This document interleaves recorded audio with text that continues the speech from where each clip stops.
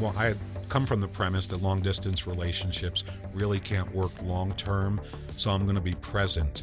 We would spend like 5 days in New York and then come back to Utah for 3 weeks really, really quickly. And I obeyed my grandmother. I waited 4 seasons before asking her to marry me. And here we are now. I didn't find what I wanted here. And so I guess you have to decide, do I want to just stay here and not find somebody? The person that I need to find for me in my life isn't here. I'm not finding them. So do I open up my parameter? It's more work, but if you find the right person, it's worth it. If you find somebody and you think that there's even like you're even a little interested, what's the harm in just trying it? Today on Dating at Her Age, we are going to talk about dating long distance, how it could work, can it work, and what are all the things you need to be aware of if you are interested in doing that. And this is a topic that I have been interested in for a while because I've had situations in my life where distance has been a little bit of an excuse for why a relationship can't work. But also my longtime roommate got into a long distance relationship about a year ago. And I've been watching that unfold. And so I wanted to have a bigger conversation about what it's like and what we can learn from it. How to make it work. Yeah. And that's really what we're going to be talking to 3 people about. Not only your roommate, who is now on the road to a different state to actually be with the person that she's been dating long distance, which is a phenomenal love story. We're going to hear more about that. Also, somebody we work with at KSL News Radio in Salt Lake City, Jeff Caplan, who hosts our afternoon news. He met his wife on a dating app. And I knew this because we've gone to dinner before. And they've told me about their love story and connecting over a dating app. And I thought, does this really work? And how do you make that work? And what are the things that I need to be looking for if I decide to open up my dating app and my heart to the idea of a long distance relationship? I have kind of shunned the idea of long distance relationships in the past because probably for some of the same reasons that you have, Caitlyn, is I don't know how that works logistically. Yeah, that's the question. Like, how does it work? Can you make it work? And does it only work for certain people? Because, I mean, in my mind, there always has to be an end goal to get together in the end. And I think that that's essentially how you make it work. You have something to look forward to. I don't think long distance is forever. And then there's me, who's super independent. I don't even know what I would do if I got into a relationship because I just think I'm not used to it. So when there would be somebody else in my life, I don't know if I would give them the attention that they need. Like maybe it's like having a dog. That sounds bad, but I'm just genuinely so independent. I'm so used to not having a significant other that I don't know if I would be great at it. So long distance, hey, maybe that could actually be a good start to like soft launching, just getting the feel for things because we do have our space. I don't know how much long distance though. Like I would still like to see somebody every other weekend or so, and that's not always the case if you're states away. So I don't know. I have a lot of questions this because I do think that there's pros to it, but I can see it being scary. And if you don't want to come together in the same area at the end of it, I can see how it could fall apart. Yeah. I think there are a lot of things to consider that you might not need to consider when you're dating somebody who lives down the block from you. Like, how does it look in terms of your careers? How does it look if you're my age and you have grown kids who live, nearby in the states where you live? How does it look in terms of travel? Well, I'll tell you, Jeff Caplan and Heather Caplan, we work with Jeff here at KSL News Radio, really did walk us down this path of how it worked for them, what the upsides, what the downsides were, and how they made it work, kids and all. And it also, at times, it made it sound like it was a lot of fun. Mm-hmm. So let's start with their story, how the Caplans made a long-distance relationship work. Now, keep in mind, he was living in New York. She was living in Utah. Jeff and Heather, thank you so much for joining us. You guys have been together, married 13 years? Yeah. Oh, so Jeff, how did you meet?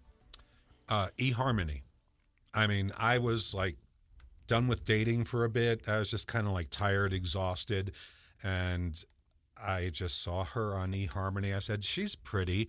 And I had a business at the time that was an internet business. And my promotions director of the company lived in Salt Lake. And I said, oh, Utah. Wait, I could meet this girl and it'd be tax deductible because I'm going to Utah. I'll meet with the promotions guy. And then I met her. So time out. Heather, he wasn't living in Utah at the time? No, he was in New York. So, and I was embarrassed I was dating online, actually. It was like, that was like 16 years ago. It wasn't as common. I mean, I'm naive. I guess maybe it was, but not so much, for me. And so when we first met, we made up a story. I'm like, we can't tell people we met online. What was your story? Do you remember? What was the ruse? Wait, I can remember this. That I was hailing a taxi in New York City. She was touristing in New York, and I was there. And I didn't know how to do it correctly. And he came up and helped me hail a cab. And then we hit it off and went for a drink. What a lovely story. Except it's fake. Yeah, I know. It's not true. But. It's a good story, though. I'm just curious. So you said this, what year was it? 16 years? What is about 14, 15 years ago, Okay. right? Yeah, Okay. So I guess it wasn't as common, but probably getting more common. eHarmony is one that I don't hear about as often. So you're both living in separate states. You make the connection. How do you make the decision that you just want to go in and do it? Like, was that a big question for you, or were you willing to do long distance? I believed long distance relationships don't really work over the long term. And so we realized there were sparks there, and this was something we wanted to pursue. And would you say pretty much that I made sure I was present? I started spending a lot of time in Utah. Kept telling people back east, oh, the mountains are really pretty, and so she. So, yeah. But you were so you're willing to do it. And I feel like long distance is such a complicated thing because you think you can do it, but at the end of the day, you can't do long distance forever. And so was it more of like a and you decided to put all of your energy into it? Or so for me, it's the scary. reason I did long distance is I had just come out of a really bad relationship and I didn't want anything serious. And I thought, wow, this guy, we have a connection, but nothing's ever going to come of it because I didn't want anything. Mm-hmm. And then, so that's why I did the long distance thing. And then we ended up connecting really well and never really were apart after that. We would go back and forth between the cities together because my work was, on a computer, remote work before it was in fashion, and I could be just about anywhere I wanted. So we had that luxury. But we also had rules that we quickly established because what's a relationship about other than building trust? Phones are on the table. We're not playing games. If we're committing to this, let's see if it works for real. And if it doesn't, sayonara, I wish you well. What were some of the challenges for you, Heather, with a long-distance relationship? Well, it was really fun because I got to, go back and forth a lot and travel all over. His job at the time was we did a lot of traveling together. But initially when we first met, the biggest concern was my kids were all raised except for my youngest was 16. So she was like a senior in high school and getting ready to be done, but I still had her at home. So that was hard to juggle that in a way that was appropriate and healthy for her too. So initially, he spent a lot of time in Utah. After she graduated, we did more of the flying around back and forth type of thing. Jeff, how about for you? Were there challenges? I didn't want to get to the point where there might be challenges, and I decided that, I had come from the premise that long-distance relationships really can't work long-term, so I'm going to be present. We would spend 5 days in New York and then come back to Utah for 3 weeks really, really quickly. And I obeyed my grandmother. I waited 4 seasons before asking her to marry me. And here we are now. So I guess, how long did you do long distance? How long did that happen? The back and forth? Yeah. Oh, gosh. A year. Well, a even full after year. we were married, we kept his home in New York. But that's going back and forth And then together. was it like every other month type of thing that you would just work to see each other? How often how'd you make that work for a year? Well, I think the longest we were really apart was probably 2 weeks at any one point. Yeah. It was With such a long distance too. That's crazy. Well, that's why we decided proximity was important, and I spent a lot of time in Utah. I learned about this place because I wanted to be close to her. So in order to meet online on eHarmony and be one of you is in Utah, the other's in New York, you must have had your filter or whatever open to the world. I mean, that's thousands of miles away. You have to choose local or national, and I chose national because I was just kind of like I said, didn't want serious. So what do you think the secret ingredients is if somebody were, and we are asking you, but if we were asking, I'm thinking about dating a guy long distance, what do you think the secret ingredients are for you, Heather, to make it work? Is it nightly phone calls? Is it now FaceTime calls? Is it frequent visits? And then I want to ask you also about those trust issues. And I don't know why you'd have more trust issues with somebody long distance versus somebody who lives down the block, but that's a long way away. Yeah. So what's your secret recipe look like? Well, with any relationship, you have to spend a lot of time getting to know somebody really, because what you see online isn't necessarily what they are, right? What? So at first we spent so much time emailing, and just I felt like I knew him better than people I'd spent years with just in the first month just by emailing. And then that led to talking on the phone for hours at a time. And then you still think, well, maybe this is all a ruse, and when I meet him, it won't be. Because we had a connection technologically, over the email and over the phone. We seemed to hit it off, but you're like, well, then you have to meet in person to see if you have that other, physical attraction connection. And so you're always kind of going one step further. You're growing the relationship, and we met, and we had all that. But then comes the complicated part of trying to grow that relationship, him coming from a totally different world. Literally, we used to joke about it because we were so different. It's like if you could pick two people that were more different and think they were going to be successful in a relationship, and that would be us. But we had one thing going in our favor. I'm from a Jewish heritage, and she loved Neil Diamond. And so it was easy from there. He thinks that's the reason. And that's a funny little joke, but there's so much more than that. But we just there was something there for us, and we were dedicated to exploring it and seeing if we could make it work. And we literally just are soulmates. Ultimately, how did you, Jeff, decide, or both of you together, who was going to make the move? How did you come to that decision? Because that is, Utah to New York is a far distance, so that's a big decision. Well, I had a bachelor pad in New York. It was awesome, but I also had a mortgage on a bachelor pad in New York, and everybody said, where you live, you have to hold on to it. And the market had gone south. I mean, real estate was destroyed, and I'm trying to hold on, and I'm paying this mortgage.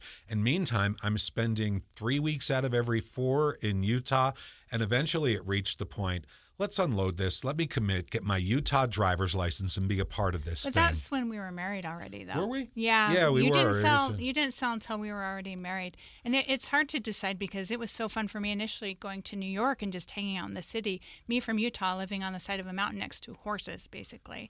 It was like a different world for me. And for him, it was the opposite. He liked coming here for the tranquility and the peace. So it was like a good give and take. But eventually, the craziness of the city became less enticing than the peacefulness.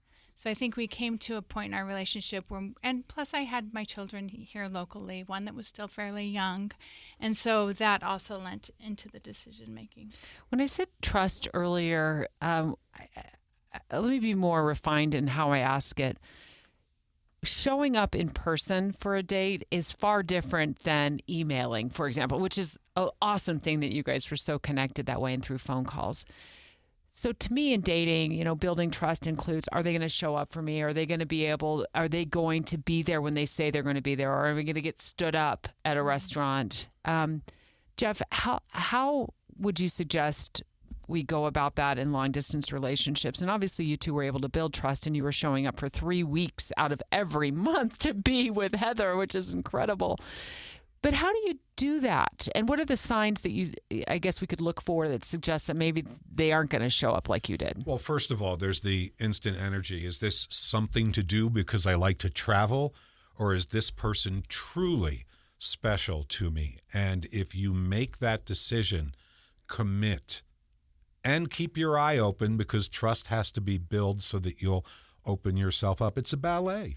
So it really takes the commitment. I guess one question I wanted to get into, because I think that long distance is for me, I'm just I'm so used to being single and independent that maybe it would work for me just having my space. But then I'm also how do you dive into something if you're not like able to see them every day and kind of figure out that connection. But what challenges now? Do you face challenges, Jeff, being away from New York? No longer. I mean, I've become part of this community. I certainly miss my son. I miss my mom. I still have a handful of friends back there, and I love New York pizza, but this is home. I made it a choice, and now, especially being associated with KSL, you're part of the firmament of Utah, and so this is where I live. This is where I will retire, and it's just home. But it was a decision on my part that I resisted at first. You know, I wanted to be back home. How come we spend 3 weeks here and only 1 week there? But the reality was that's what was necessary. And maybe that's the point about a long-distance relationship, that if there is that strong connection, you do what's necessary.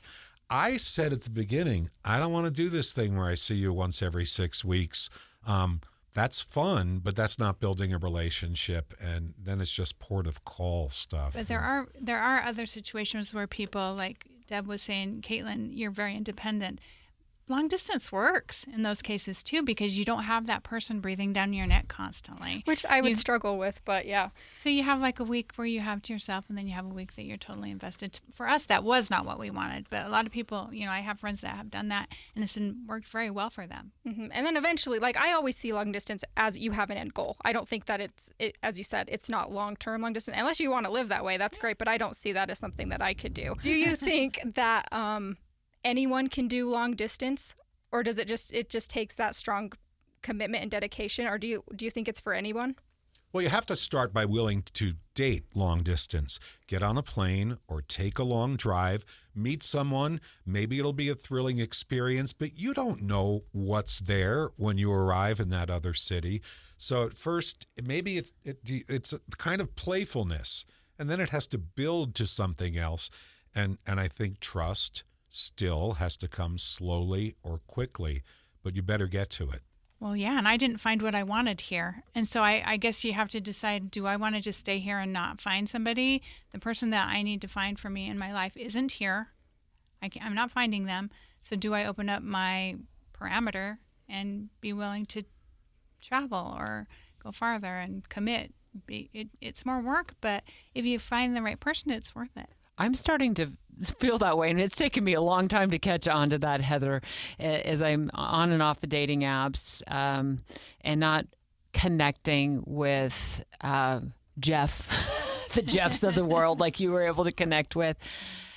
Sitting here and talking to you has inspired me to think about getting back on a long distance kick. And I was for a while on a dating app on Bumble. I kind of opened up my profile to a larger pool outside of Utah where we all live.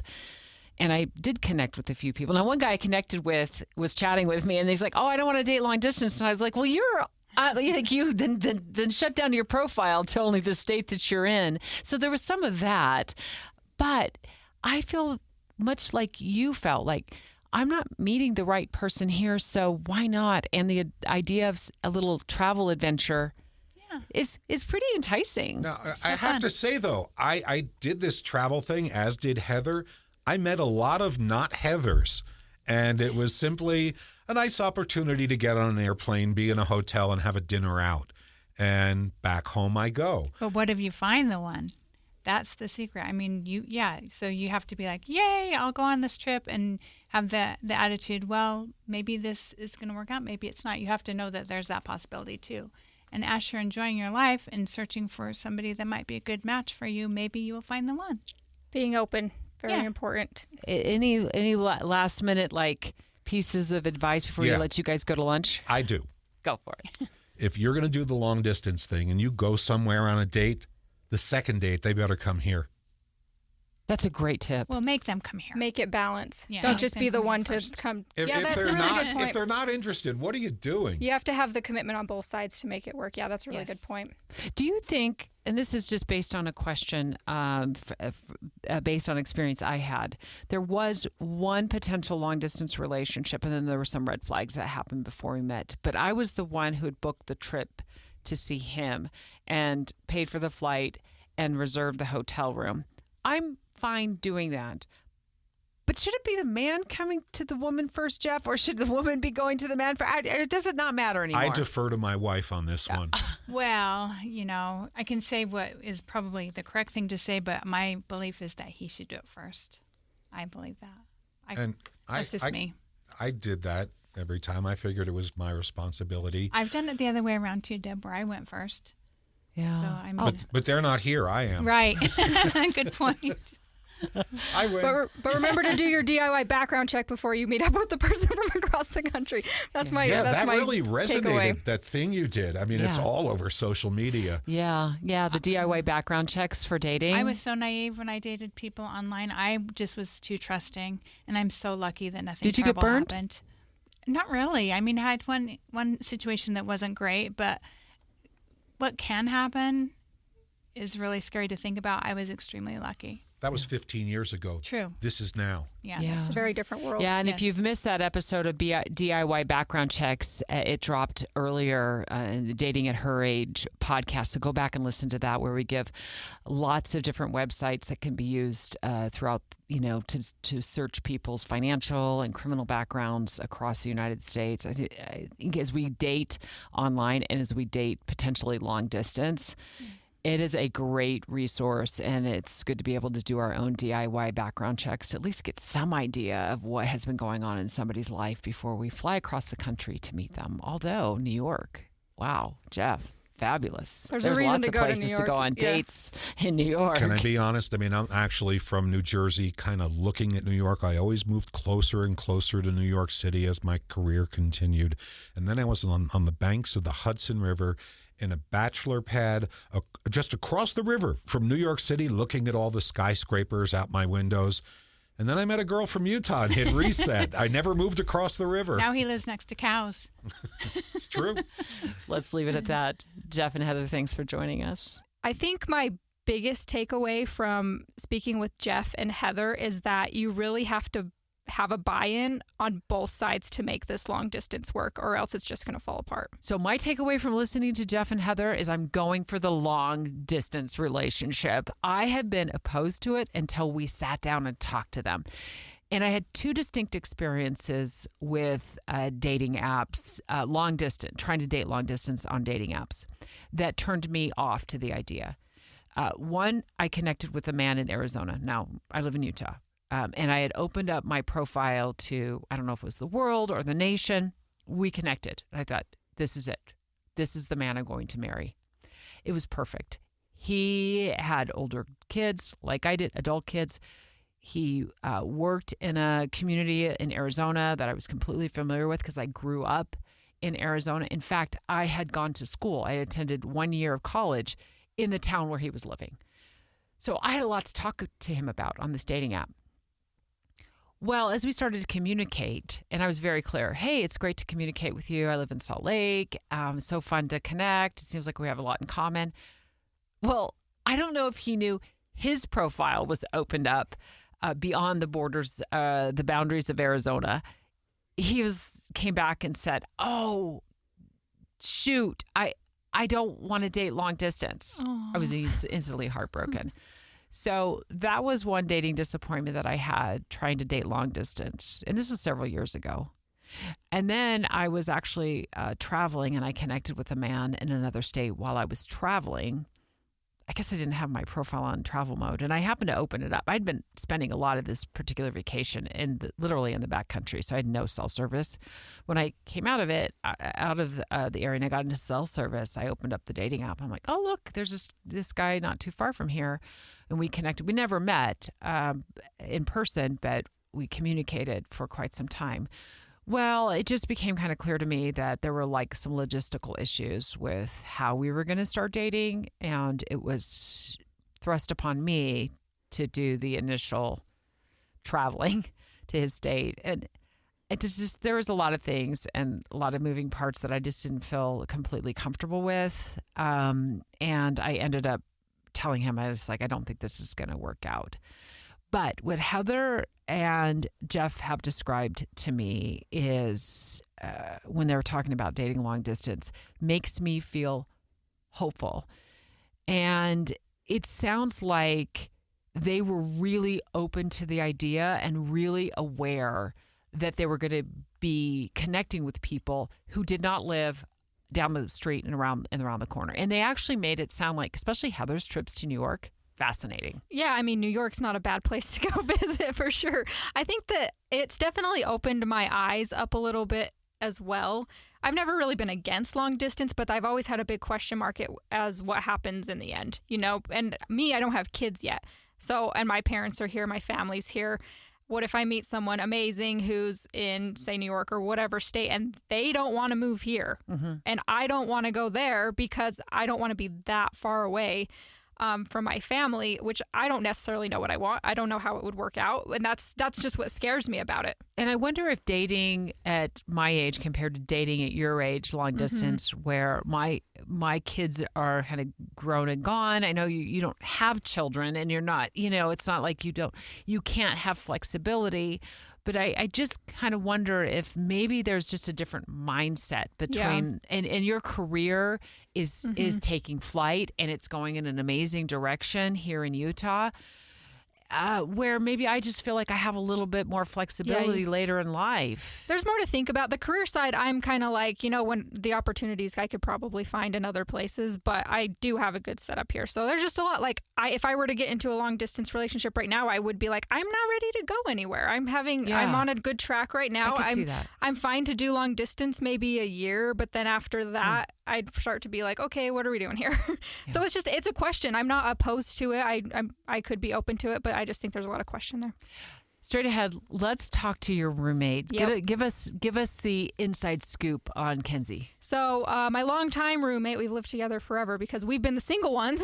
And so, we've lived together. We're both from the same small town. We've known each other for a very long time. And she has been in a long distance relationship that kind of just happened out of nowhere for the past year. And watching her go through this has taught me a lot. And we're going to talk to her about what she's experiencing, what she's learned, and how she's making it work next. Long distance relationships. And this isn't dating, somebody in one town over, it's a half an hour away. We're talking entire states away from each other. And Caitlyn, my co-host, has been experiencing this with her roommate, Kenzie, who got into a long distance relationship about a year ago. And guess what? It worked. Caitlyn, what's that been like for you witnessing this? Overall, it's given me hope that there are people out there who want to make the effort, and even if they're states away, she said if he wanted to, he would, which that phrase to me has always, I don't ever really feel like it's black and white, but I do agree with it. Oh, what you're saying. Yeah. And she'll explain this to us more when we sat down recently to have a conversation with her. But she said this is the ultimate proof with the phrase, if he or she wanted to, they would. Yeah. And I agree with that because I've just seen, Kenzie and I are both used to very inconsistent behavior. Situationships, for example, where we're kind of like begging for them to just tell us what they want or give us any scrap of communication when they're a couple hours away or even in the same town. So that's just what we're used to. So when I see that they are able to make this work states away, Utah to Washington, and the communication is there, and someone is making effort to see her every other month, and she's going to see him every other month.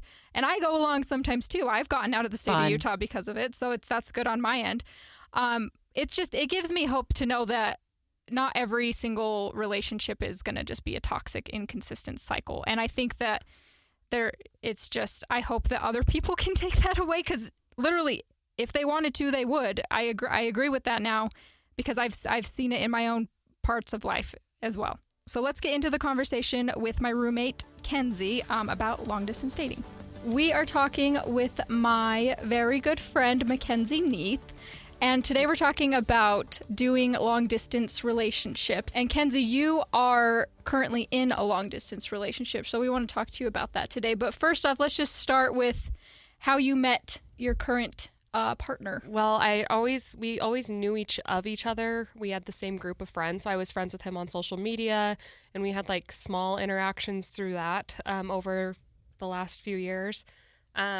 never physically met each other though until last year. We actually met at a funeral. We had a mutual friend pass away, and so very romantic story. But And then you just kind of kept connected over the summer. I'm summarizing your story a little bit, but you connected and stayed in touch, and then eventually decided you kind of liked each other. yeah.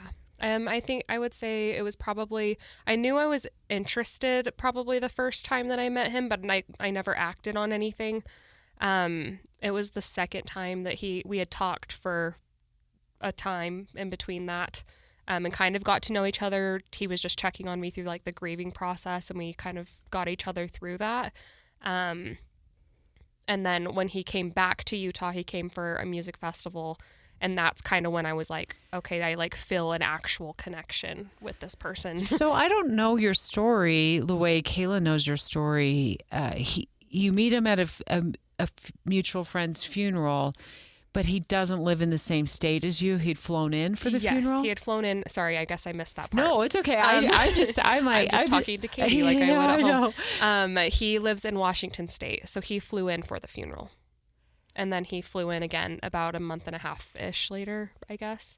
So after he flies back for the music festival, do sparks fly and then you decide to start dating long distance? Yeah. We didn't really decide to start dating long distance, I would say that at that point. We knew that there was a connection, so we really continued talking after that, and it was like a daily thing. We were talking every single day, all day for the most part. We were just excited, and I think we don't talk all day now, but we were just excited at that point, so we were talking a lot. And then it was, I would say maybe 3 weeks in after that festival, he had already flown home back to Washington, and we were just talking one night, and we just decided I was going to come out there for like Labor Day weekend, which was a couple months out. But then he was like, I don't want to wait. Like, let's just buy a flight now. And so we bought a flight one night, and I left the next day and went there for 4 days. And I'll say, just in general terms, as a roommate, seeing your friend want to go to Washington and just like hang out, he wasn't a random guy, I guess. Yeah. Like normally I would be like, red flags, don't do that. But like I actually did feel like there was a sense of security there. He didn't seem like a crazy, and I had met him and I knew that he was friends with our other friends. So when you say that on the surface, you're like, wow, that sounds crazy to do. And it is crazy. It was crazy. The whole time I was like, what am I doing? I would never do anything. I'm too scared to go get a cup of coffee with somebody that I don't know, like let alone fly to a different state. So it was a lot for me. You must have felt a real connection to him. Yeah, I've never felt something like that before. So it's been really intense. What he said to you, which is, I don't want to wait that long. I want to see you before then. I was like, oh my gosh, my heart just fluttered. Yeah. That's so special. Yeah. We just kind of didn't, I don't know, both of us were just both on the understanding of we didn't want to like wait months and months at a time. So after that first initial time, I ended up coming home, and then within 10 days I was back out there again because that was the first real planned trip. Spent like 5 days out there, and then we decided that we were going to start doing I'd go there 1 month and then he'd come the next month. And so you made an agreement, sort of? Yeah. We just had a conversation. He was like, okay, well, next time I'll come out there. And then we didn't really talk about it. It just kind of happened that way. If I was out there, he was here, we would just plan the next trip. He'd be like, okay, what if I come out this week? Or what if you come here this weekend? And vice versa. So if he was at the house, he'd be like, what if you come out to me this weekend? And I'd be like, okay. And we'd always book the flight. So we just always, I don't know. I think that made it easier because I always knew the next time I was going to see him. I think that there was maybe one time that we didn't have it planned. Like that I left and it wasn't like I didn't know when I was going to see him again. That only happened once, and I hated that. I think that's important to point that out, is like having something to look forward to or a plan to work forward to. Do you feel like that is a very big component into doing a long distance relationship, instead of just being left with like, I don't know when I'm ever going to see you again, or having all these questions, but you have like, oh, okay, I just got to get to this month? I think that was the biggest thing for me to make me feel comfortable with this, because I'm not used to guys right even like showing up the day of, and they live down the road. So for him to like put in effort and show me that, I was like, okay, like it just built trust for me, and I was like, wow, I can like depend on him, and I feel like a priority, and this is such a good feeling that I'm not used to. I've never felt like that. I'm used to people making plans and then just saying, oh, sorry, like I have this to do with my friend. Like something else more important came up rather than like sticking to a plan. Very low So expectations. this is the epitome of if he wanted to, he would. Oh, She says that all the time now. I never really believed that, but it was because no one had ever shown me how true that was. But that statement is so true. I don't think anytime that anyone tells me anything about like any situation that they're in, I'm just like, listen, if he wanted to, I genuinely believe that. I don't think that if somebody cares about you, I don't think that it matters like what's standing in the way. I think that they'll just make it work. And I'll say just witnessing this a little bit, that's opened my eyes to what's out there, because her boyfriend is like, he's a good human, and I just connect with him as a friend. And I just think that there's like a weird connection from where we're from. So I think that's part of it. But it set a standard for me just witnessing that, because she knows, and I've explained on this podcast that I've really just dealt with situationships and very iffy situations. And I just was kind of like, that's the standard and that's what today's age is. And then I see somebody flying to visit my friend, and I'm like, oh, it's actually like people can actually try if they want to. Now, one thing I'll point out, that's not a cheap thing to do every month. No. How has that affected you? It can be expensive. I mean, I feel like I'm a professional flight buyer now, though. So I know when the good time, like what apps are the best to like watch flights and see. And like I've tried so many different airlines. So now I have points for certain airlines and using everything that I can in order to get it as cheap as I can. But it's like $200, $250 every other month. So Yeah, it's doable. I don't know. I could spend that in fast food and, like just eating out or, Sorry, I was going to point out, I don't know if he lives in Washington State, so we're in Utah, so it's not like New York, for example, so it's a little bit closer, but it still can be expensive to buy those flights, but you can prioritize what you're spending, I guess. I spent the most, I think it was like $350 or something was like the most that I've spent going, but. Kenz, how did you feel not being able to see your boyfriend like at the drop of a hat? Like you're leaving work, it's been a hard day, you'd love to go out and get dinner, but he lives in another state. How does that work? It's hard. I'm not gonna it's really, really challenging. One thing that he did do that I literally just like get emotional because that sounds so silly, but no one's ever like just been like this with me. But I told him one time, I was like, I'm just really struggling today and I had a bad day and like I wish that I could just like hang out with you. And he just called me and he was like, okay, well, we're gonna talk. And we talked on the phone for like 5 hours and I immediately just felt so much better. 5 hours? Because well, there was one time we were on the phone for like, I think that it was like 11 hours. We just sat on the phone. We were playing video games together. That sounds so silly too, but he's very, I don't know. He works in mental health, so maybe that helps him. He is a great communicator, which is a big factor. The best he's so good at it, and it's really he's taught me so much about like communication, how important that is. I feel like I'm trying to like be better because he is so good at that. Like I'm like, okay, I'm gonna like keep raising my bar and like do things to not, I don't know, just to be a little bit better for him. Maybe I need to have him on the podcast to teach everyone else how to communicate, because that seems like such a hard thing to find and a very big aspect into long distance. So I'm curious, on the weekends you were together, did you guys go big or like go out a lot or decide to hang out together and just, be together? Or how does that go? So the first few times it was like especially when I would go there, because he grew up in Utah for a lot of his life. So he kind of knows what it is here. And like, there wasn't anything for him to see, but I had never been to Washington State. So when I went, that was my first time. So I did get to see all the touristy stuff. Like he made sure that I saw Pike's Market and I went to like the Space Needle. And then he took me out to when me and Caitlyn came out there and he took us to Forks and we saw like all the Twilight fan stuff.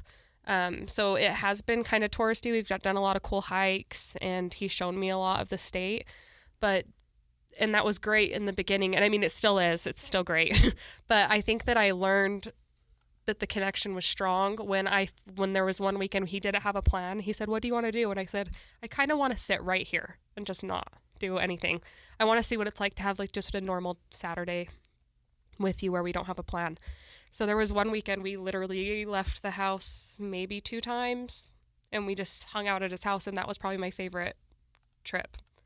And I was like, wow, I could like actually do this every day with him. Like if he was closer, I kind of know what like life would be, I guess.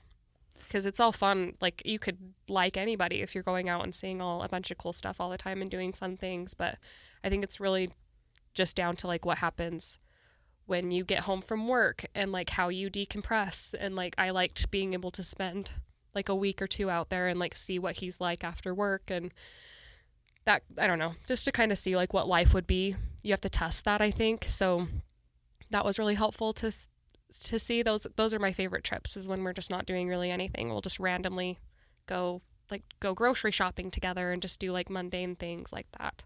Well, I think any relationship, it has to be put to those tests. And so, because when you do long distance, you kind of are in vacation mode each time you see them, because they're either traveling here and they're taking a break from their life and you're traveling there. Are you concerned? I mean, I guess you kind of just spoke to that a little bit. Are you concerned at all as to what happens when you do eventually come together and face that real life stuff? Well, I've never, I mean, yeah, it is scary. But I also I just feel like I know him so well that I'm not, like, I can get worried, but then when I actually think about it, I'm like, I'm not worried. I don't know. I don't really know how to explain that feeling. I just feel like I know him so well, even just texting him all the time, or like just the communication, like he's so just transparent with me and just communicates so well that I just feel like I know this person so well that I'm not worried about it. Obviously there's like little things that I'll get in my head about sometimes, but like those are such like nothing that's I feel like is gonna ruin the relationship. Like what though? I want to know, because I can get in my own head too. I think a lot of us can. I think that mine all stems from like past relationships and being burned so many times and mostly from the same person, unfortunately. But like, I think that a lot of that is like, okay, well, what if he's this way right now and then like flips after he gets to spend more than because I think the longest amount of time we've spent together is like 14 days, like 2 weeks we were together the whole time. So I'm like, what happens after the 2 weeks? Like, I don't know. For a shoe to drop. Yeah, I'm always waiting for the shoe to drop. Or a shoe store, with if you're everything. like me. Yeah. Yeah, the shoe store. That's me. Every shoe store. I get that. It is scary, but I don't know. I think that it comes down to I just trust him, and I just know that he's going to take care of me and like my heart. And I don't really know how to explain how I got there. I think that he just got me there. I don't know. I just trust him. I will say, because you're making this sound like it's so easy and frilly, and I know it's not easy, but you're making it sound like it's a positive thing. And I think that just watching you, I know that it's a lot of work. But do you think that you could have done this in any other relationship, or is it like, what is it about? Is it just that trust that's there, or what's the issue? If someone can't do long distance or they're really struggling with making it work, what is the problem there, I guess? Well, with my exes, no, because they lived down the road and still, didn't work.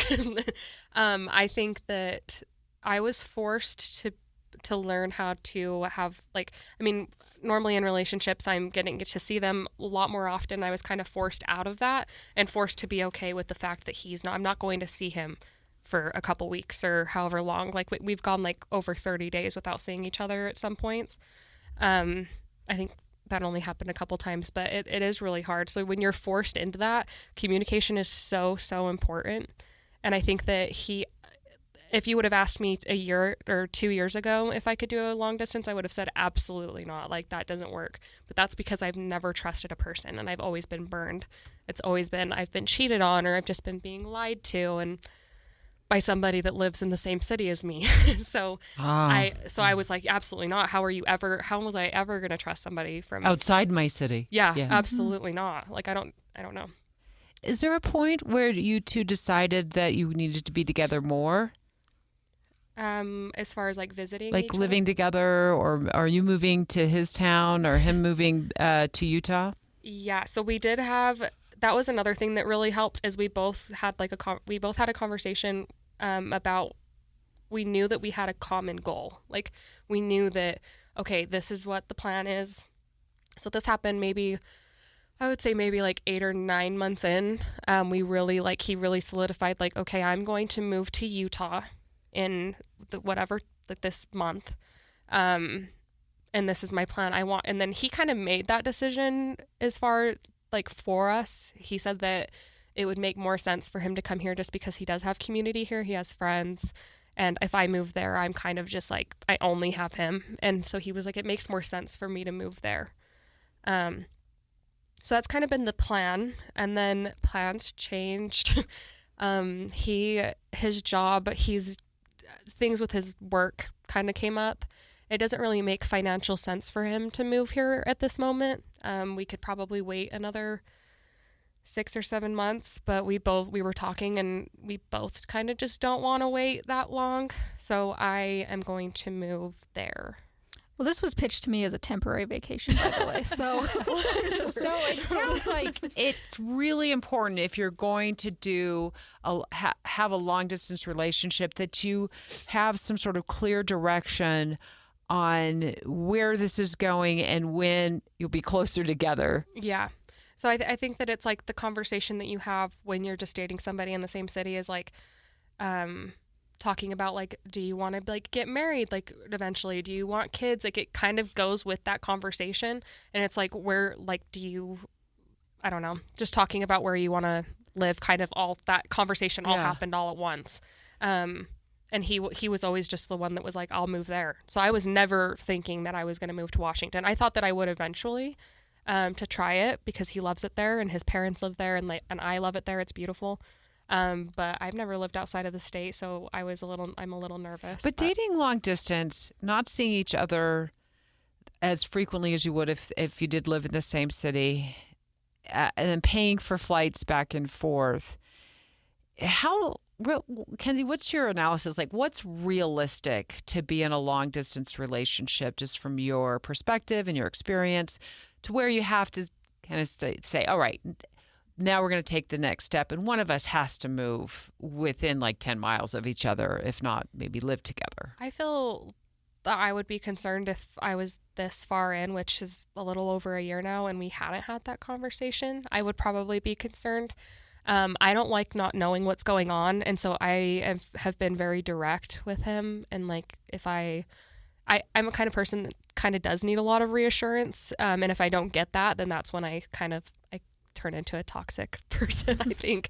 But it hasn't gotten to that point with him. He's just always like, if I do need a little bit of reassurance, then he's always just there to, I don't know, he reassures me, I guess. So you would think if by now you didn't have a direction on how this was going to go in terms of who moves and where you move, you would start to think, oh, yeah. Like, is this... Yeah. If it hadn't even been talked about, I agree with you, because you just need that direction to know where to take your life. So, and if you, and to make sure everyone's on the same page and that the connection's there on each side and you're each committed in the same way, I think that's very important, because people don't know how to communicate, as you know. He's so good at it. It's kind of sick. Yeah, but as I said, it's set a standard for me just witnessing it, because I know it's out there and there are people out there, but it's just it sometimes takes weird situations to find it. That's for sure. You think that you will stay in Washington, move back? What are your thoughts? What are your concerns even with being out there? I have never left Utah before. I mean, like, as far as moving out. I also have never been this far away from my friends and my family. So that's the only, like, and that sounds so silly because I don't know. I'm not worried about the relationship part at all. I'm worried about myself and leaving my, like, everything that I know. I'm not worried about the relationship not working, and I'm not worried about him not being able to handle me when I am struggling. I'm more so worried about, like, I'm always just scared something's going to happen to somebody, like a friend or my family, and me being 13 hours away isn't, like, ideal. I've always just been, I moved out of my hometown, and I'm 2.5 hours, and that seems far. So I'm, like, kind of struggling with that. I think that's a good point to remember if you are getting into a long distance relationship and you're talking about eventually moving to one town or the other to be closer together. You have to think about what you just said. As you were saying that, I was thinking, if I do have family in other parts of the country, so my children, my adult children live here. What does that look like for me and them? Even though they're grown and they're on their own, but still, I can see them in a 10-minute drive. We can meet halfway and go to lunch at any point. We paddleboard together. Yeah. What does that look like when you're disconnecting from the state that you have roots in?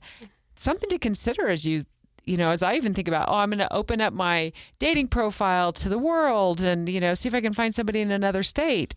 Consideration. You got to consider that. I do have one of my little brothers does live in Oregon. It's about a 5 or 6 hour drive from where I'll be, which is nice. He's lived out there for 6 years. So I do kind of get to talk to him about like leaving everything that because he moved out there for work. So it has been nice to be able to like ask him questions like, how do you deal with that? Because he just moved all by himself. He didn't have anybody. And I just admire him for that because I'm struggling. It's bold. Yeah. I don't know. It's a lot. And as far as like moving back to Utah, I mean, yeah, like I'm not against that. And I know that he's not either. I just don't know what that looks like as far as, cause I don't know, maybe I'll get there and I'm like, I never want to go back to Utah again. I don't know. Maybe I'll love it so much and I'll never want to see my family again. I don't know. Has it been an adventure for you? Yeah, it has. It has. In a good way? In a really good way. A lot of learning lessons, I would say. I mean, I'm along for the ride too, because now that she's moving, I get to be in the long distance relationship. Yeah, now Katie and I will be in a long distance. Yeah, I don't know. An adventure in what way? I just feel like I've learned a lot about myself, and I just feel like I found just a soulmate in this person. Like he just feels like he's my best friend, and so I'm just loving that I'm able. I kind of just was like accepting that I was going to be single for the rest of my life, and I was like, me and Katie will just live here together. We both were just like, this is what we're going to do, and I think that it's just such a change of pace for me. He's such a calm and collected person, and that is the complete opposite of what I've had in the past. So it's been an adventure as far as I just feel like I'm seeing a whole different world as far as relationships go, and also I'm about to see a whole new world because Washington's a very, very drastic change from Utah as far as everything, I think. So it has been a really big adventure, but it's been a good one. Well, they have more than just brine shrimp there. We have our brine shrimp in the Great Salt Lake. You might get real seafood there. Yeah, I know, really good seafood. I will say I went there and I was amazed by just the scenery of Washington. Yeah. I had no idea. It was like a different world, but There's some beautiful parts. It's beautiful there. I'm excited. This is just the next part of the adventure, I guess. One question, for someone who's questioning doing long distance, or it's been brought up and they're not sure if they can handle it, or say someone's used the excuse that distance is an issue and they can't make it work in that way, what's your advice to them? If he wanted to, he would. Yeah. And that goes, if she wanted to, she would as well. It's not just a man. It's everyone's the problem. The commitment has to be there on both sides, and you just got to do it. I just don't think that but like I said, 2 years ago, I would have had a whole different opinion about this. Yeah, and sometimes if you're not sure, but I feel like you and your boyfriend, I'm just going to say his name. His name's Chad. I keep trying to say, I'm going to accidentally say it. It doesn't really matter. But I feel like when you explained how you met, you knew that there was some sort of connection there. And that's something that is hard to find in every connection. And you're very lucky that happened. Because I think if you want to pursue and you're questioning and we just meet somebody on a dating app or something like that, you're still unsure. And that's what makes it harder to really jump into in a long distance relationship. So I hope that others who are maybe in the situation can get that gut instinct and kind of the when you know type of feeling, but it's just something that hasn't happened for me or happened for a lot of other people, I think. So I don't know. I think you're very lucky. And I hope this can give people hope as well. I mean, I don't know. I think that if you find somebody and you think that there's even you're even a little interested, I just don't think that it's wrong. What's the harm in just trying it? I don't know. You don't have to go full in all that right away. Just either. Be open. You just have to just open yourself up and just let things kind of happen, how they're supposed to. I think, but. Well, Kenzie, thank you so much for sharing it, because it does open up my mind to the possibility, which my mind was pretty closed to the idea of long distance relationships. But when I'm not finding my person in Utah. Yeah. And getting inspired to maybe try something different by opening myself up to the idea of a long distance relationship and the adventure of being in a different city, maybe for a 3-day weekend. Yeah. It sounds more exciting than hanging out at home with my my cat on Friday nights, which is know. all I like do right doing now. that. I've been a very independent, and I don't have a ton of dating experience, honestly. I've had like a high school boyfriend and then one relationship in my adult life. They felt so similar and just toxic and not good. They just weren't good relationships. So I think that's just been imprinted in my brain, and watching, just like family members go through divorce. Like divorce is a huge thing in my family. So watching all of that, I didn't really have a lot of faith in any of that, but it's just so different. Like his the way he grew up was so different from the way that I did. And it's just very interesting to see it is an adventure. I'm just seeing a whole new world. But yeah, definitely 2 years ago, I would have had a whole different opinion on this topic. I would have said, absolutely not. You can't trust men. That's kind of how I've always been. And I still kind of think that maybe you can't, but only him. He's different. And I still think that long distance overall, like just knowing my personality, like starting off that way, honestly sounds like great to have some distance. But I just think, I know that there has to be an end goal to come together, but you slowly work towards that. So I don't know. It sounds nice to have my space from somebody, but it's also, there's a lot of things you have to be aware of.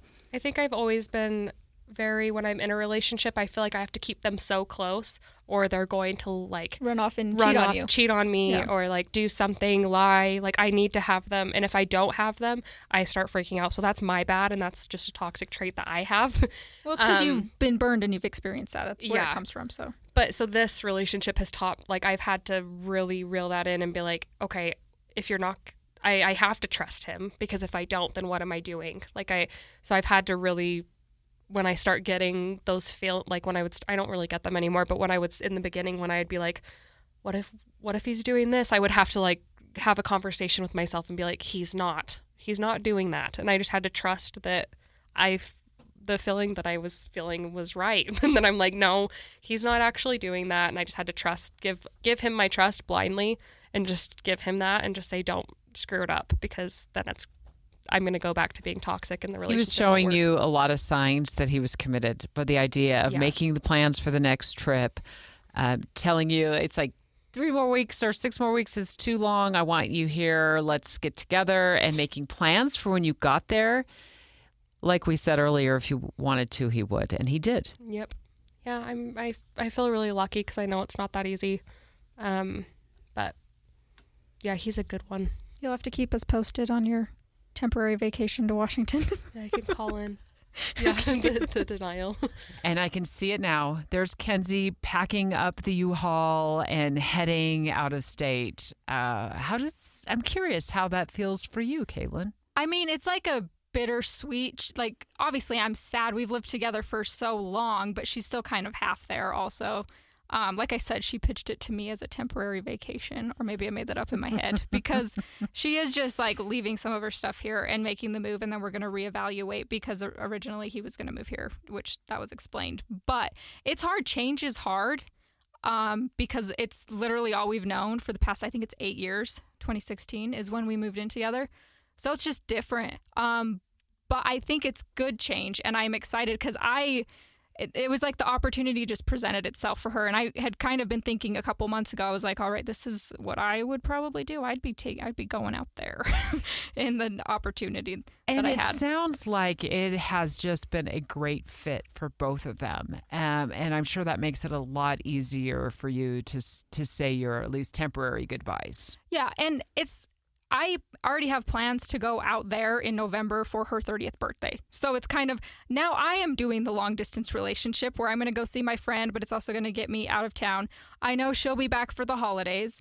So a lot of it's really not like I don't know, to me, I guess that's what gets me through.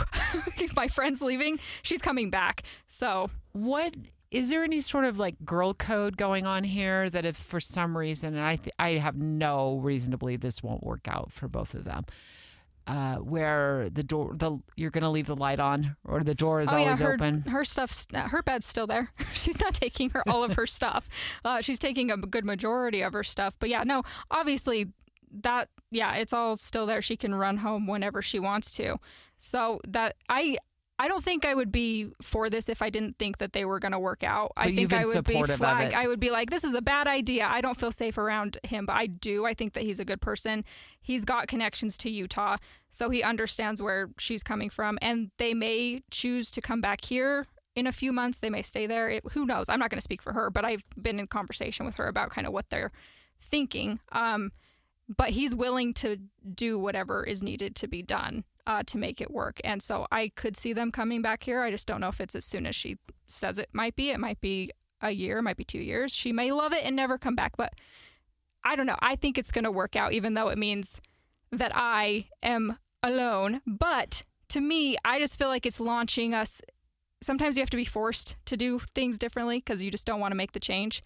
And this is just a good pivot to have her see out that relationship, see how it works, try a different state. Because honestly, like, I'm curious about living outside of Utah. I don't know if I actually want to, but I've lived here my whole life. So there's always curiosity of how things are in different states. So I think that that's a great opportunity for her to try that out there. This is a great opportunity for me to take a step back, think about what I really want, think about what I'm doing individually, and just ground myself a little bit, and then maybe eventually buy a house on my own, because I've wanted to do that for a long time if I can ever afford it, because it's not cheap. But I just think it's pushing us into the directions that we need to go, even if it means separating us. But we will likely just be sitting on video chats for days on end because we do that sometimes anyways. Well, I love Heather and Jeff's love story. Mm-hmm. I love that they gave the long distance idea a shot and it's worked out. I love Kenzie's and Chad's love story. And what all of these love stories have done for me is made me recognize that if it's not working out where we're living, and if we are in a place where a long distance could work and we think it might fit where we're at in our lives, I have decided why not try it. Yeah. When I get back on dating apps again, because I've been on a little bit of a sabbatical, I am going to open up my heart and my mind to the idea that this could be a real possibility. Since it hasn't worked for me so far in Utah, it doesn't mean that I wouldn't be able to connect with somebody outside of Utah.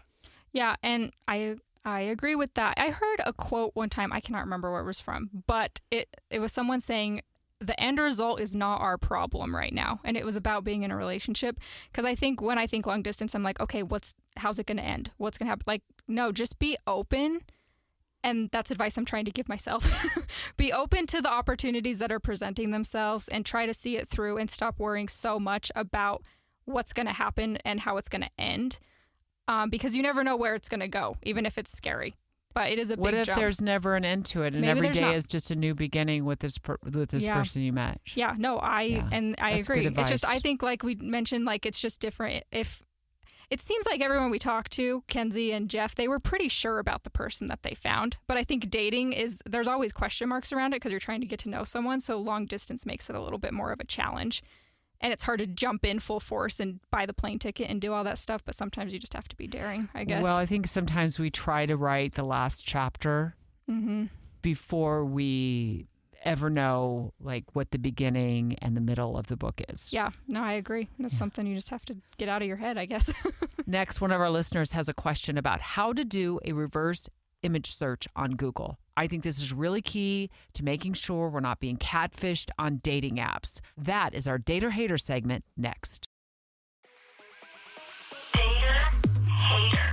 We've recently done an episode on how to conduct DIY background checks, and we just received a call question from one of our listeners on our Dater Hater line, 801-575-5599, and she wants to know more about the reverse image search. So let's listen to her question specifically about this. And the reason that I advocate that whether you're a man or a woman and you're dating, that you need to use this free search on Google is to avoid being catfished by potentially fake profiles on dating apps. So let's listen to the question. First, I just listened to your first episode, and I was a little confused onto how do you do a reverse image search. The reason I'm asking is because I think I am getting scammed. by a guy's profile, like picture and stuff like that. And the reason why I'm really like hesitant is because I possibly got almost scammed like a week ago, and I wanted to tell you about that too, because you guys kind of mentioned some stuff about that. So this guy presented with, he was very good looking with, the good old sob story. He was a widow. His wife died at childbirth, giving birth to their son, and he just painted a really good picture. All right. Well, this is a great question. And we have talked on several of our episodes about this Google reverse image search. If you haven't listened to our podcast episode on my do-it-yourself background checks, the websites that I use to make sure I'm staying as safe as I possibly can stay while, on dating apps and dating, please go back and listen to that.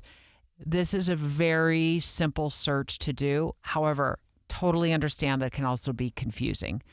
Here's what you need to do. And I suggest both men and women who are dating, make sure you're utilizing this free search. So I appreciate this question. What I do, Caitlyn, is anytime I make contact with somebody on a dating app, I will either screenshot on my cell phone their photos, or if it's possible, I will just download their photo into my own camera roll on my iPhone. From there, what I will do is I will go to Google, the search engine. So I have the Google app on my phone. Makes it really easy to do this. There is a camera icon on the Google search bar. Now, if you're looking at the top of the page and you don't see it, look at the sort of the center where it actually has that little box to put in whatever your search terms are. The search bar. Yeah, on the right side. But I think sometimes people are looking too high. Yeah, not the URL Yeah, box. don't look at the URL where box. Where you're going to type in search. Yeah. And I've actually helped people, and they're just they're looking up at the very top of the page. So just look at the search bar. On the right side, there is a camera. You should see a camera. Click on that. Then Google is going to allow you to upload whatever photo that you want to upload. Use that. Run it. What will sometimes happen is if this picture is being used for multiple different profiles, or let's say this photo is some other person's photo, like it's on, their LinkedIn profile, or it's from a newspaper article about somebody who isn't even associated with this person who's using this photo on the dating app. It should pop up as somebody else's photo. Okay. So that is my go-to. It's one of the first things I do when I connect with somebody on a dating app. Women my age, and she's in her 50s, she said later on in that phone call. I'm 57.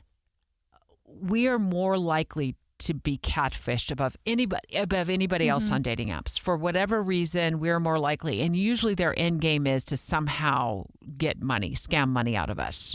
So we fall in love with them. We're emotional about it. They give us a story that they're locked up in jail in a foreign country, and can we please send bail money or whatever. It's just the demographic.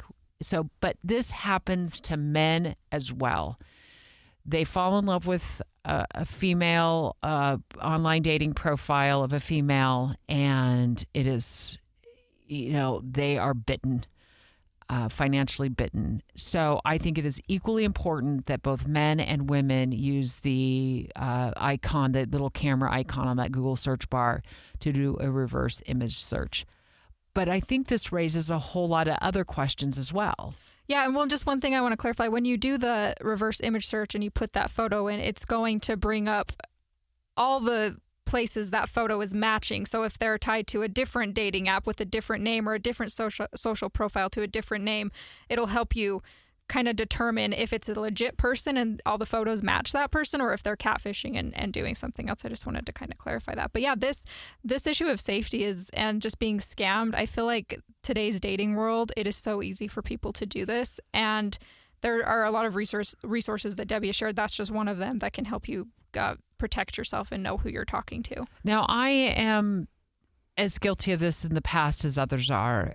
This idea that, you start talking to somebody on a dating app and then they pitch going off of the dating app onto a messaging app or texting back and forth over your phone. I am making a commitment because I was almost catfished a year and a half ago on a dating app. And I was so fooled by the profile photos and his story that he had lived 10 minutes from my house or something like that. He had kids, adult kids my age, that I make a commitment to myself that I will not go off the dating app. You just have to make that a safety rule for yourself because you will be asked to go off the dating app. And this is something that our caller discussed later on in that phone call is, what about going off of the dating app when they pitch this idea that, oh, we want to communicate over Messenger or I want to communicate with you over another messaging app? Just say no. Stay on the dating app, and you can set notifications so you know if they are sending you a message. What is the difference? Honestly, what is the difference between communicating with them on the dating app versus giving them your phone number? Yeah, I don't think there is. The difference is they have your phone number now. They have your phone number now. I mean, I'm actually very hesitant to give people my phone number when they've asked to go off the dating app. Sometimes it is just easier to start texting someone. But I don't know. Would you just wait until you actually meet them in person and you've done your own little DIY background checks on them? So I just came up with a hack thanks to one of my amazing followers on TikTok. I post a lot about dating and my experiences and safety, and one of my followers on TikTok responded to a video I posted about. I had exchanged phone numbers with the man I'd gone on a date with, and unfortunately, I wasn't feeling a second date, and unfortunately, I got some text messages that were really, really concerning back from him. I wish I would have thought of this earlier because this is such a great resource. But one of my followers on TikTok responded that she had this happen to her as well, and a man that she had dated had posted her cell phone number online, and she was inundated with phone calls after that. It just sounded like it became absolutely overwhelming to her. Of course it would. Her suggestion is, as you are getting to know somebody, for example, we don't all meet on dating apps. Sometimes we meet somebody through friends of friends, and then our friend gives that person our phone number, right? Speaking of Google, we talked about Google image search, get a Google voice number. Yeah, that's a good point. You forget about those. You can change your Google voice number at the drop of a hat, right? It's an app. I did it. I downloaded it. As far as I can tell, thus far, it's free. It's free. I've had one for a long time.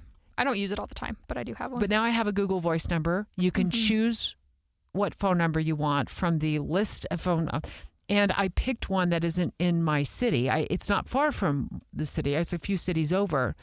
Now, and then I called myself to see. I figured out, I was like, I'm going to see what this looks like on the other end. And it just comes up as the Google Voice. It doesn't come up as my cell phone number, even though I'm using my cell phone to make that call through the Google Voice app. I love this tip. So I would have absolutely no issues whatsoever if I was getting into a relationship with a man who, after 5 or 6 dates, said, hey, just so you know, this is the Google Voice number I gave you, and I actually have a different cell phone number, but I'm doing this because I was just trying to keep myself safe or trying to make sure that I wasn't putting my phone number out there to somebody I couldn't be trusted with it as I got to know her. Same with women. I love this as an idea to keep ourselves safe. And again, you can delete that number and get a new phone number if somebody just takes that number and puts it online or starts. It gets in the wrong hands, whatever, right. And they're bombarding you. No, I think that's a really great resource that I forget about sometimes.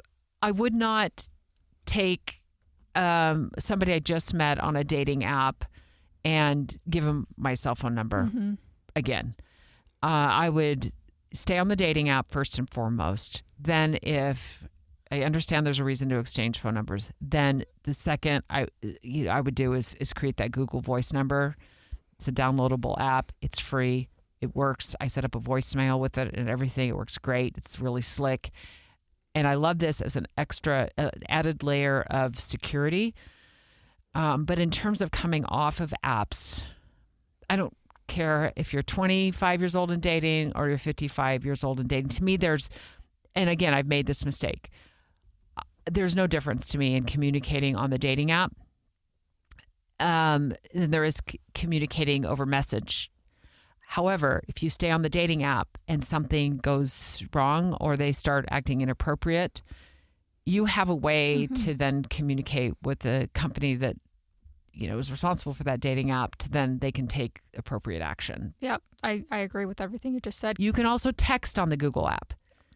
So that's another great feature. Just use that as your phone number for now until you really get to build a level of trust with somebody. That's your new phone number. And especially if you're in like a weird situation where some random person is like, hey, can I have your number? And they bombard you and you say no and they don't listen, you can just give them the Google Voice number. There's another layer to her call, which is this idea of catfishing and how to recognize a fake profile online. To me, there's a couple of clear red flags. First of all, the photos look just absolutely too perfect. Second, the communication with the individual is maybe there's some grammatical errors that are pretty glaring. Maybe they're more subtle. The third thing is what I have noticed. I'll just say with the person or the profile that I pretty sure was catfishing me. This is something to pay attention to. Is if you check. I was checking his location after I became suspicious, and his location jumped from city to city to city in very short order. On the dating app? On the dating app.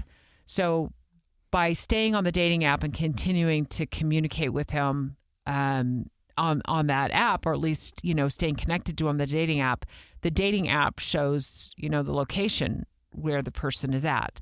So when I became suspicious, I thought, I'm going to watch his profile for a while. And he was shifting cities like all over the United States. And really quick, this just wasn't making sense to me. So that was another red flag. Also, his story really mirrored my story.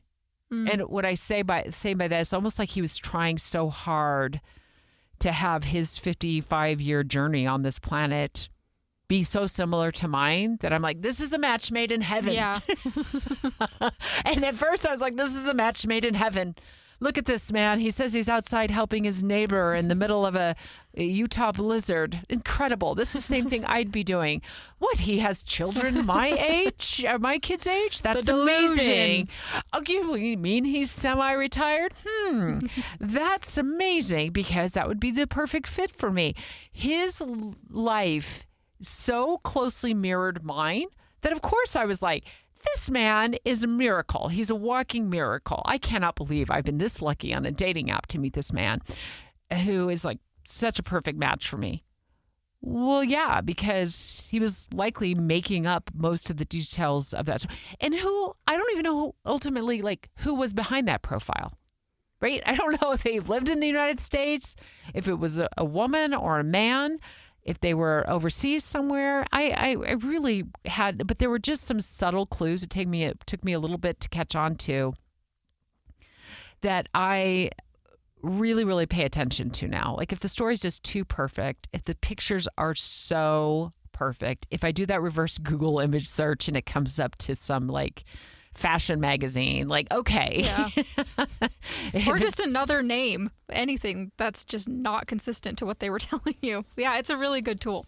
So I've definitely used it, and I think it's a really good resource. We love your phone calls. I think this is a great way for you all to reach out to us and ask our opinions, and sometimes from our own experiences. 801-575-5599, 801-575-5599. Leave us a voicemail, and we might just play it back on the air.